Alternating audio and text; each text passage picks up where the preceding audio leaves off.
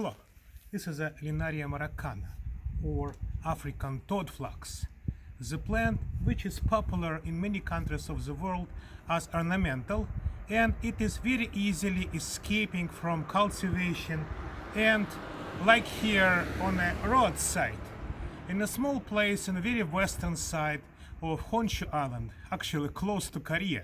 So this plant is just growing wild on the roadside. Big surprise to me was to find flowers of Linaria maracana in vegetables. So in the vegetable section of supermarket in Japan, you can buy flowers of Linaria maracana. Actually, Linarias are edible. I simply didn't know about it. So Linarias are edible, and this is not a common, but kind of, well, normal, regular food, especially European yellow toadflax, yellow Linaria, Linaria vulgaris. But Linaria maracana, African toadflax, is also edible, and in Japan they like attractiveness of the food even more than sometimes at least than the taste of it. And flowers of Linaria maracana are very colorful.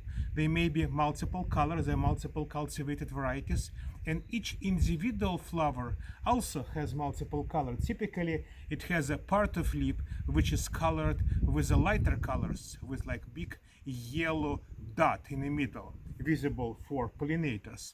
Plus, the whole flower, as you see it even from the distance, is kind of bright reddish purple. So that bright combination of colors and general edibility of Linarias allowed people in Japan to use it as kind of flower vegetable. So this is not only ornamental plant, not only invasive plant, unfortunately, but also kind of normal flower vegetable, and there are many farms nearby Kyoto which cultivate Linaria as a vegetable. So this is a roadside Linaria maracana in the end of April. Today is April 23rd, and that place again is the very west of Honshu Island, actually the closest part of Japan to the Korea. Thank you very much.